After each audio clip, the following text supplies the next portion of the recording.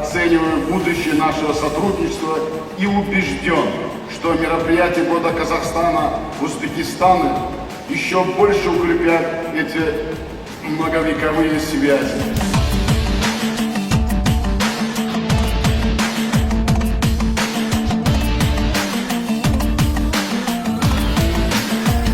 Предлагаю связать между собой главные духовные и исторические центры наших стран, являющиеся достоянием не только тюркской, но и всей мировой культуры.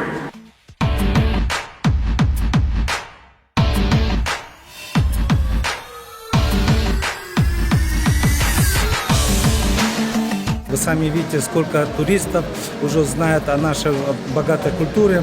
Наша задача не только сделать единой цепью, а мы должны раскрыть вообще весь потенциал, исторический потенциал, богатую культуру.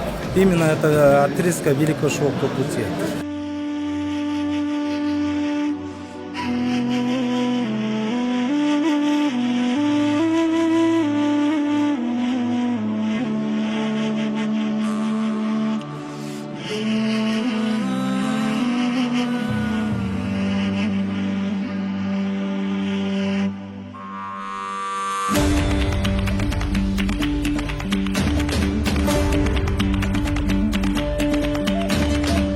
Предыдущие годы, мы называем их переходные годы, и Узбекистан, и Казахстан, да и все постсоветские страны, мы формировали новую государственность, закреплялась, укреплялась идентичность. Очень много вещей было завязано на том, чтобы решать внутренние проблемы. Страны, решив задачи прежнего этапа, вступили на новый этап, который позволяет уже более широко и более глубоко открываться миру.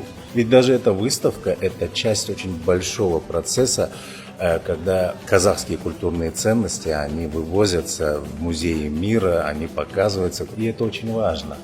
Өнерде шекара жоқ дейді, білімде шекара жоқ дейді. Соның арқасында, осы өнердің арқасында біз 7 мемлекетте болдық. Әр мемлекетте бізбен байланысын тауып отыр, өнер арқылы. Бүгінгі таңда 127 ерекше экспонаттарды алып келдік. Біздің құйылып жатқан осы алтын адамдар, күмістен істеліп жатқан зергерлік бұйымдардың бәрі табылған алтыны бәрі Қазақстанның жерінен.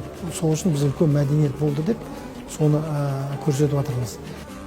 В сегодняшнем открытии этой экспозиции у нас присутствовало около 400 человек. Я думаю, дальше у нас музей работает каждый день с 9 до 6 часов.